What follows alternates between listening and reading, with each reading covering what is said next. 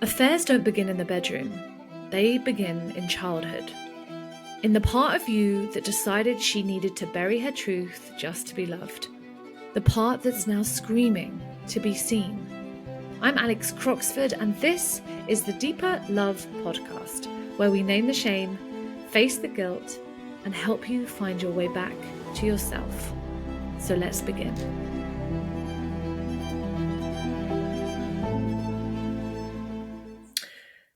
I really wanted to talk this week about what happens when our friendships start to shift or change or dissolve after an affair.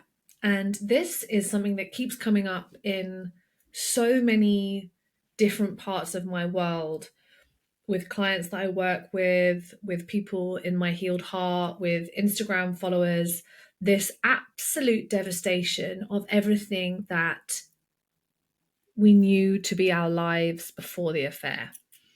And my specific journey with this has been very raw and grief-ridden, and has consisted of me losing an entire group of friends that I had had in my life for over 20 years. And I'm out the other side now. I will tell you that. Before I get into the story, I want to offer you some hope and trust that right now, if it feels like you have lost everything in your life, that friends have gone, family are disowning you, that your partner hates you, or your marriage is broken down, I promise you that it's not going to be like this forever. And there is another world in which you get to meet people that love you even deeper than the ones that you've already had in your life. My story really began when I cheated on my husband. I was terrified of telling any of my friends. And the reason being was that me and my ex-husband shared a very close-knit group of friends together. We did everything together. There was like 12 of us that would go to each other's birthdays. We would go away for New Year together in a big country house somewhere. We would be each other's best men, bridesmaids. We'd do speeches at each other's weddings, readings. We would go to festivals together, gigs, parties. We just loved spending time together and really having so much fun in the process. And I remember at so many events, like laughing and picturing us doing this when we were in our 70s or our 80s or our 90s even, and just feeling like this group of people were going to be my best friends until the day that I died. And obviously at the time it felt incredible to have a shared group of friends with my then husband. It felt like we'd won the lottery because we wanted to hang out with the same people all the time. But of course, when I cheated, I felt like I couldn't tell any of my closest friends because they were part of the same friendship group as my then husband.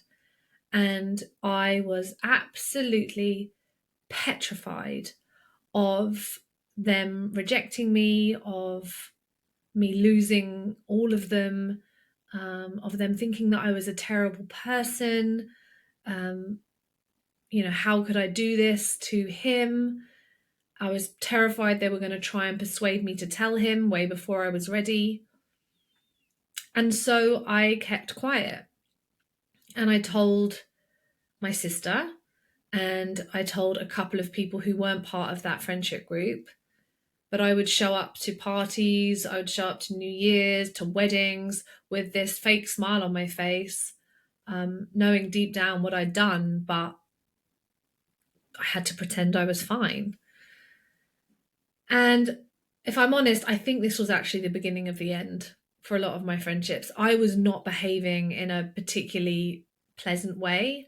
I remember going on a friend's hen do and I was just so lost in my own pain, and it just meant that I got more drunk. I was being more trouble on a night out. I wasn't I wasn't particularly nice to hang out with, I don't think, because I was trying to mask what was going on underneath the surface.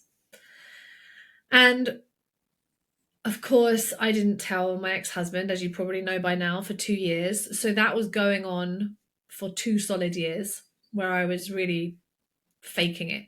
And I remember sitting like with one of my best friends at the time. We would spend all of our time together and just looking at her thinking, I just want to tell you. Like, I just want to tell you, but I just can't. I was so afraid of what she'd think of me and the judgment. And so I swallowed it. And after the reveal, after I had told him, we started working quite quickly with a couples therapist. And by this point, my ex had told a couple that were already within that group, because quite honestly, he really needed someone to talk to, and I completely understood that. And they became his kind of rocks in that time.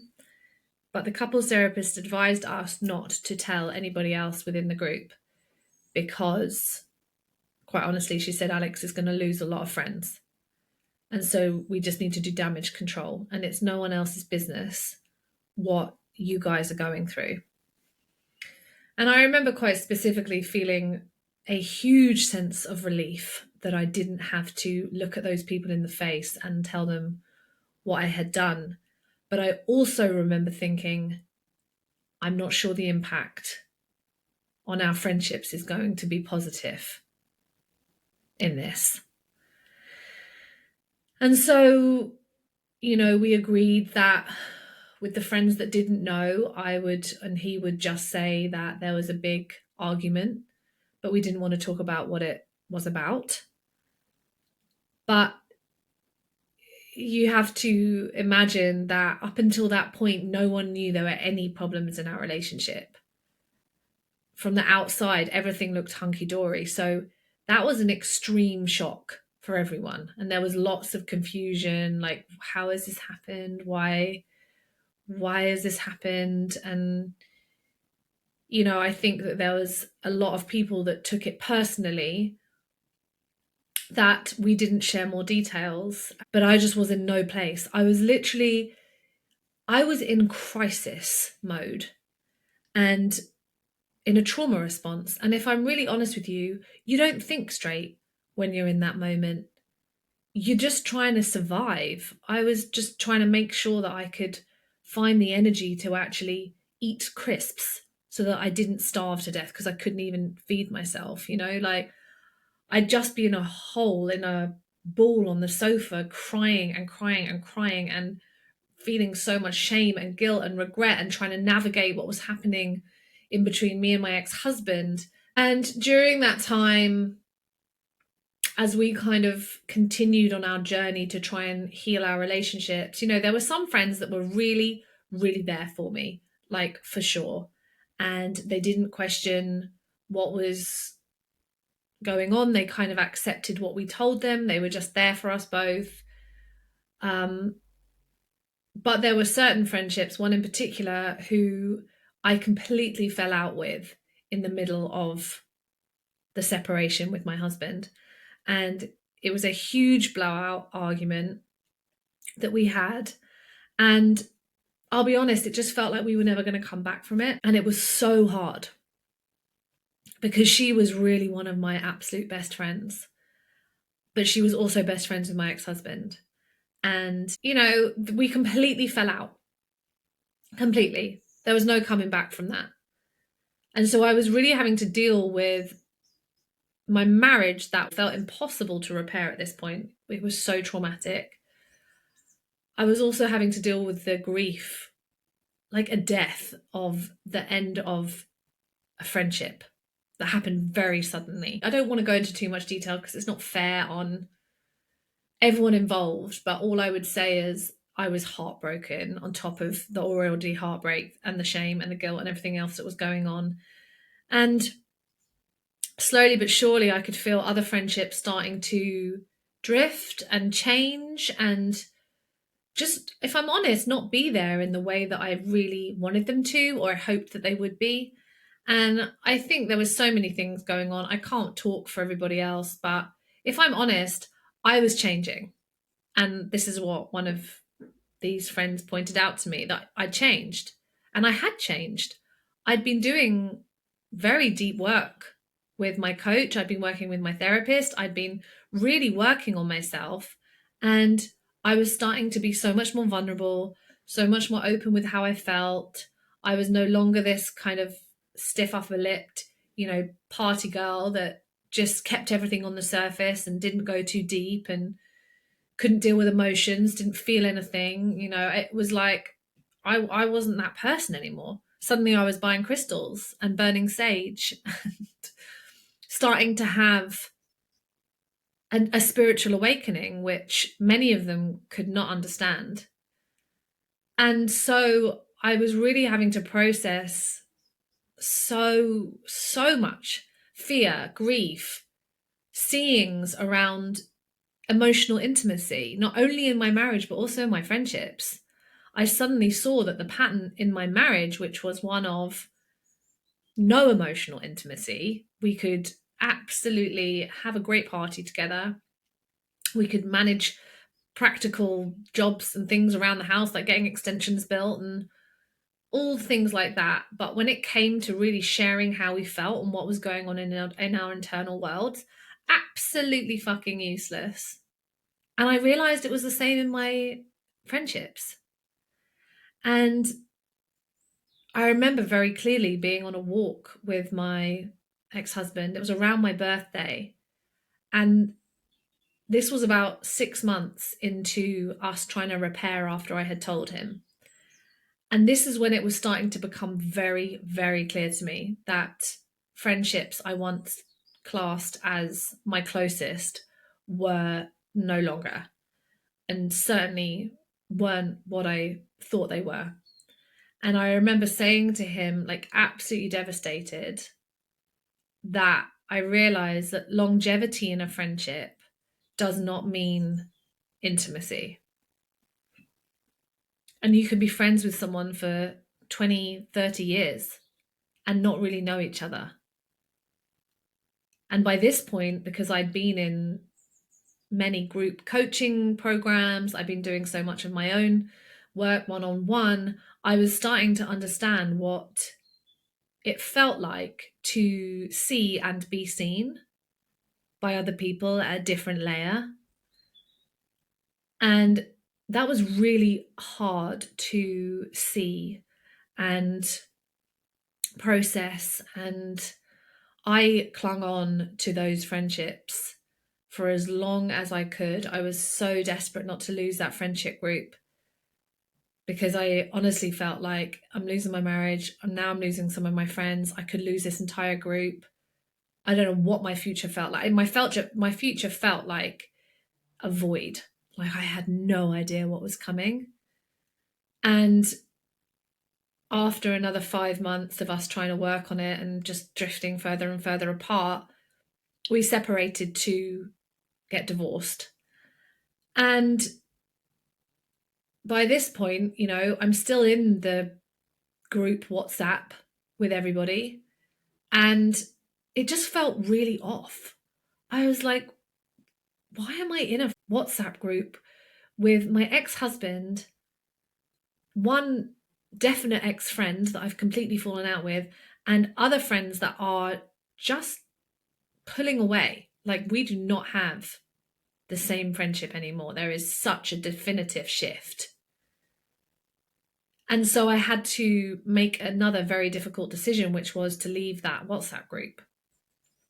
I knew that it was getting increasingly difficult for mutual friends to arrange social events where one time we're going to invite him, the next time we're going to invite you, or we want to invite you both, so you need to have a conversation about who's going to come, or there'd be loads of upset because they'd make a decision about who to invite, leaving, the other one out.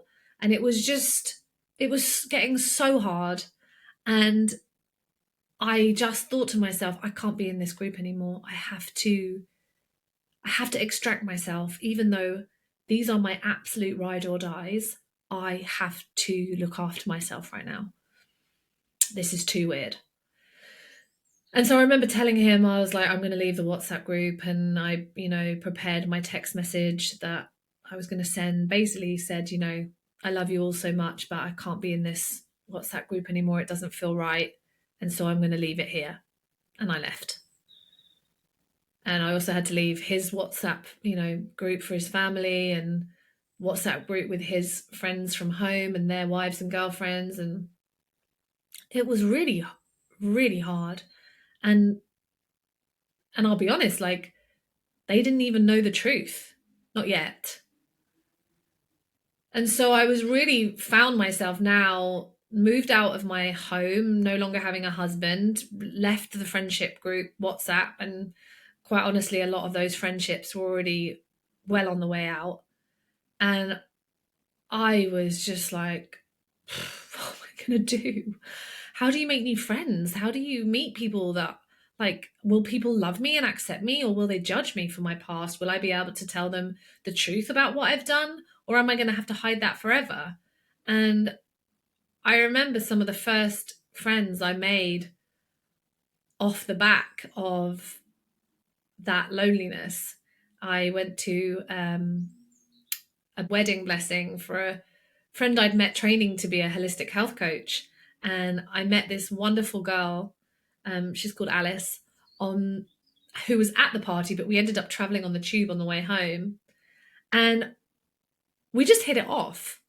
And we lived really close to each other, and we started to go on walks, and I was able to just tell her everything, and we'd have these really honest conversations. And it just felt so liberating to be able to share all of me, all of my fears, all of my past, without any fear of judgment or loss or rejection, because she didn't know me any other way. And that was really the start of me calling in new friendships. And not long after that, well, a year after that, I decided to go traveling, live in Mexico City for 4 months. I was going to Peru to do ayahuasca, and then having an adventure that I'd never had in my life before. I just wanted to be free. I wanted to feel liberated from all of the constraints and the pain that was at home. And so off I went, not thinking that I was going to make friends while I was away, not good friends. And there are women still in my life to this very day that I would class as my closest friends that I met when I was on that trip. And I am so unbelievably grateful for what they offered me, which was just pure acceptance. Just like Alice did, just pure acceptance. I could tell them all of it. I could tell them everything that I'd been through. I could tell them about Adam. I could tell them about the affair. I could tell them about the healing work that I'd done. I could talk about my spiritual awakening. I could talk about the messages I was getting from the plant medicine. I could tell them all of this stuff, and they just accepted me and didn't laugh or question it or pull a weird face. They were just like, yeah. And I felt like that connection that was being made in those moments was just like a different kind of friendship. And that really started to open the door to a whole new bunch of friends that came through when I left Mexico, came back to Colchester, had to start again. Now I didn't have any friends. I'm living with my mum and dad at the age of 40. No husband, no house, no friends. And the girls that I had met while I was abroad didn't live in the same place. They lived in different parts of the world and the country. And I was now forced to begin to connect to new people. And I was like, I don't know where I'm going to meet these friends. I've got no idea. So I just signed up to a PT, group PT class with a girl that I used to know from school but had lost contact with for like 20, 30 years even. And I showed up and I started to go every week to this group PT. And this group of girls were exactly the same, where I was able to share all of my past. I would talk about the most out there woo woo things. And I mean, most of them were just really interested and fascinated and open minded about what I was sharing and wanted to know more. And it felt so good again to be held and met and loved and accepted exactly as I was. And I guess from here on in, it's just a story of more and more friends that were so in alignment to where I was at. Meeting girls that had been through the same experience as me, just randomly, just being able to talk about it, to feel like they get it, they understand, they know the same feeling of shame, the same feeling of guilt, the same feeling of like wondering if you're ever going to feel normal again. And I felt so seen and so loved. I know I keep saying the same thing, but I just felt like she got me. And these friends got me. And it made me realize how important it is when you are going through something really deeply traumatic, or you have been through something very deeply traumatic, and you are on the side of the trauma, which most of society doesn't understand, wants to shame, wants to make you the perpetrator. It's a very, very lonely experience. And in that time, you need more than anything other women who get it, or who can love you in it, or can love you through it, and say, you know what, girl, like, I'm sorry you've been through this. This is rough. And I've been through it too. Or I get it. I cheated on a boyfriend in the past. Or, you know what, maybe they have never cheated, but they just aren't judging you. And that is why I knew that I had to start my Instagram account talking about the affair. And I had to do this podcast. And I had to hold spaces for women that could come in and share their truest, deepest pain without being judged or shamed or told that they're bad. Because that, in its very self, just seeing that you're not alone in this pain, that you're not alone in these mistakes, is so healing. And I would have killed to have found someone talking about it in this way to help me understand a little bit deeper, or understand myself, or understand that I wasn't weird or wrong or broken, or this experience of losing friends or my husband or my whole life wasn't actually that unusual. Because I want to tell you that although this is my story, I have met so many women on this path who have had similar stories of losing not only their relationships, but also friendships. And the loss of friendships is not talked about enough, especially for women. I think men have different kinds of friendships. Women's friendships are like a lifeline.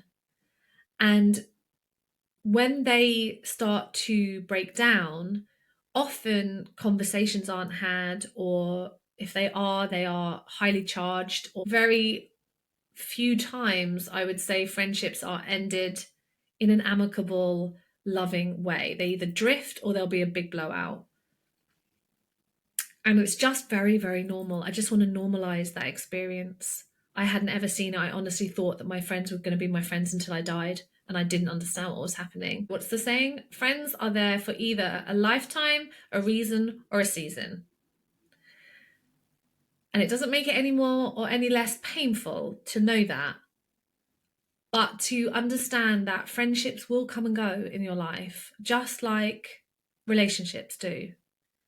And endings are very painful. And so often we try and resist them because we're so terrified of the grief. We cling on. I clung on to my friendships. I clung on to my ex-husband with my fingernails because I was so scared of the grief on the other side. And yet, it was in the letting go. It was in the trusting and the surrendering and the following my heart and knowing that that marriage was no longer for me. Those friendships were no longer for me. That I was able to truly let go of that part of my life and welcome in a whole new part where, because I am so much more connected to my heart, my emotions, my vulnerability, I'm so much more connected to myself. I have attracted women into my life that can meet me there. And I am so grateful for it. And so if you are in a situation right now where it feels like everything has burnt down, friendships have been lost, maybe family feels distant in this moment, I want you to know that there are spaces that you can come into where you are not going to feel alone. And that is in the softening sessions and a new program that I'm opening called The Sanctuary, which is all specifically for women who want to heal but are tired of being the only woman in the room who has done what she has done. Because I really truly believe that when we can just be held in our humanness and our messiness by other women that get it, something shifts. And I can't wait to welcome you in. So if you want to sign up to the next softening session, the link will be in my bio. The Sanctuary is coming. Sign up to my mailing list. The link will be below for that, and you will be the first to know. And I can't wait to see you in there. Thank you for listening to the Deeper Love podcast. If today's episode spoke to you, hit subscribe so you don't miss the next one. And if you're ready to go deeper, you'll find all the ways to work with me in the show notes. Until next time.